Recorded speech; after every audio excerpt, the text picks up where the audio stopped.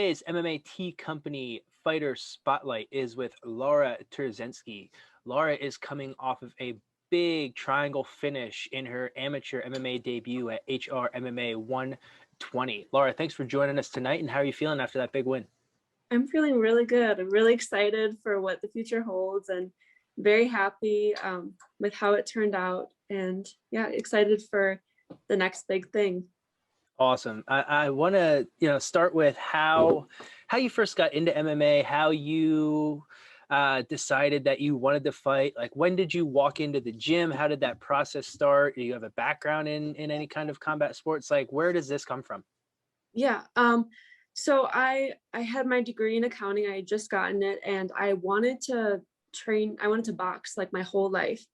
And growing up, I had a lot of medical problems, and I really couldn't do many sports. Mhm. So later on in my life, when I was physically able to, and I got my first job, I decided to walk into a gym. My parents were like, "We're not paying for you to try to get involved in this. Like, you can choose to do this on your own." So I decided to start with boxing. That was my first interest. And so I had first just started with some private lessons and learning how to get the technique down. And then about 6 months in, then I started taking it more seriously and training every day. And really from the start of when I walked into that gym, I'm like, I want to start fighting. I want to spar. Like, it never crossed my mind that I'd want to pursue it as a career until I really got into it more. But I knew from the start that I wanted to fight and really take it from there. And so after my first fight, um, which was around 6 months into my boxing, like when I really started taking it more seriously, I had my first fight. I had two fights. I beat two girls. I just had two fights to begin an amateur boxing tournament, won them both. And at that point, I was kind of considering MMA. I had met Lenny Rufati after that point, and he was in MMA. And he's like, "Why don't you try switching over?" Because at that point, I knew that I kind of wanted to make it a career at some point. I wanted to become a professional boxer or something like along the lines of fighting. So then I met his coach. I went to his gym and I fell in love with it. And that was about a year and a half ago now that I started MMA. So total with boxing, about a little less than 2 years. I gotta ask, you said about your parents not wanting to, they wouldn't pay for your training. How did they take it when you said, I think I might want to make a career out of this. I think I'm gonna try to go pro in combat sports. What was their reaction after just getting an accounting degree? they, they were not happy, like at all. They were like, well, because I was supposed to have this big accounting career lined up for me, which I still am an accountant right now, by day, and then at nighttime I'm training. But it definitely kind of threw a loop because I said, okay, I have only this amount of time to train per day, or to work per day, sorry. I'm like, I'm not going to go work over hours. I'm not going to make it my whole life to do this. I need my time set aside for training. And in their eyes, like, they're both accountants too, so in their eyes they're like, no, like, that's not how it works. So it took some time, and I think now that I've actually fought and they see how I fight and how passionate I am about it, I think that now they understand where it comes from and they see the potential with it. Now, as a kid, you said you didn't really get to play sports. Did you get in, playground fights, or did you ever like have a violent streak in you, or where does the want to fight come from? I did play sports, but it was when in high school that I got Oh, sick. okay. So before that, I was a swimmer. Mhm. I loved hockey too. I was really into like boy sports when I was younger. Like, I loved male dominated sports for some reason. I was always super drawn to them. Always wanted to play football. That never happened. But yeah, I never really got into really any fights. Occasionally I would I think I wanted to when I was younger, but I just was kind of shy, and no. So I don't know. I think it was more like just the spirit that I had with it that makes me love to fight and very aggressive when I'm in the cage. I don't know. Absolutely. And I know I saw some of your boxing on display after you threw, a flying knee right into some boxing, which is something that I don't think a lot of people do in their MMA debut. Is that something that you trained, that technique, that flying knee to come out and hit her with that, or was that something that just kind of happened on the fly?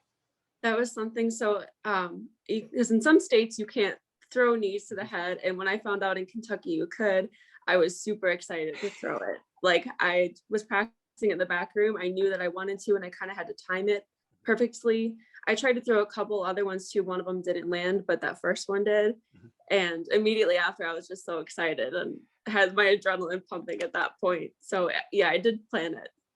And talking about being in the back, I know everybody kind of has different thoughts and different feelings that are, going on before an MMA fight. Being that it was your first one, how was your preparation? How was your mentality, in the back when you were getting ready for this fight? I was extremely calm, which is very interesting for me because I'm a little more of an anxious person. So it was, I kind of felt weird about it because usually I am a little bit more on the nervous side, but I was unbelievably calm. I was super excited. This, like, from morning until nighttime, I was so excited to get in the cage. Like, um, I don't know why, but I knew right then and there, from the morning, that I knew that I was excited, that I'm like, okay, this is for me. Because Mhm. the fact that I wasn't nervous when naturally I would be was very strange. And yeah, I mean, I was really just calm. I didn't really do much in the back room until about 10 minutes before I got in the cage. And then, going into the fight, you pick a walkout song, they announce your name, you walk out into the cage. Um, a lot of fighters that I've talked to about their early career in amateurs or their early fights, they say that it's a blur. That kind of they walk out and then the fight happened, and then they try to reflect on it. And without video, it's kind of just like it went by so fast they don't even remember all the things that happened in there because of the adrenaline flowing and just all these new experiences. For you, being that you were so calm, did you have the adrenaline dump in the cage? Did you have that feeling of after the fight, wow, that was a blur? Or, what was the experience like for you? For me, I think it didn't really hit me that I was in a fight until I started to get hit at. Mhm. And that's where I kind of reflect on it. And I'm like, I wish that I would have maybe not come out so aggressively because I did get that adrenaline dump because I came out way too strong in both the first and the second round right when I started. So I wish that I wouldn't have done that right away. And I think I wouldn't have gotten hit as much if I would have kind of eased into it and kind of felt my way, from what she was doing and just, what to do next. Cause then I ended up getting put against the cage in the beginning and I got exhausted from there. But then I was okay, but it was still something that I think I'm just gonna have to learn as I go along. And next time too, like, I rewatched it a few times. There were some things I weren't happy about, but there were some things that I really did enjoy about that I did myself. So just it's gonna be up to a learning process for me going forward. Sure. And you got the finish via triangle. You haven't been training MMA and jujitsu all that terribly long. Is the triangle one of your go-to submissions? Is that something that you were working on, in this camp, or is that something that it just kind of, felt natural? She fell into it, and then you secured it and finished from there. It is one of my go-to moves. It's my favorite. I practiced it in the back room a few times before I walked out. But I just, it's something that, because my legs are so long, it's something that I just naturally like to do. When I was in that position, I kind of gave myself two options. If I can't get this triangle, then I'm gonna do this. But because I was able to kind of land it and throw a few punches to kind of push her more into it, then I just kind of secured it and I had it. So I was, I could have just gotten up, but I knew that if I gave myself enough time and was patient with it, that I could get it. Awesome. And, it was, you know, an awesome finish for your first fight to, end after, a kind of a back and forth war. And then finish her with submission. It's got to be, a great feeling, getting your hand raised after that first fight where you really were kind of tested. You said you were exhausted, put against the cage, all of those different things. Um, what's next? Right now that you had that first fight, you kind of said, you were calm. This feels like it's for you. You mentioned before we started recording that you were trying to go back to the gym tonight. So what's next on your agenda for you in MMA? Another fight. As soon as, I mean, I'm hoping in the next, month or 2 months that I can find something else. Mhm. I do want to work on a few things before I get back in there, kind of rewatch my tape, and just see where I can really work on, especially when I come out, not being, working on the adrenaline dump. So I would like a full camp, just because I did cut my eye open prior to this last fight and not get a full camp. So I really want to get a full camp for my next one. So maybe June or July is what I'm hoping for.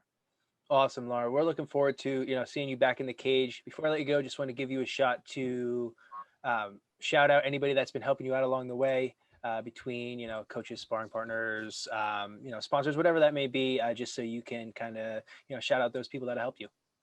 Yeah. So shout out to Harry's Prohibition Bistro in Sheboygan, Wisconsin, one of my sponsors. Parkside Family Restaurant in Sheboygan as well. Haiti Mehmeti, he's an awesome supporter of ours and a great musician. Plaza Pizza in Cherry Hill, New Jersey. Rufus Sport MMA, of course. And then Lenny Rufati, who of course I have to mention because he's basically like my manager and my boyfriend at the same time. So, and you guys, of course, MMA Tico. Awesome, Laura. We're looking forward to seeing you back in the cage.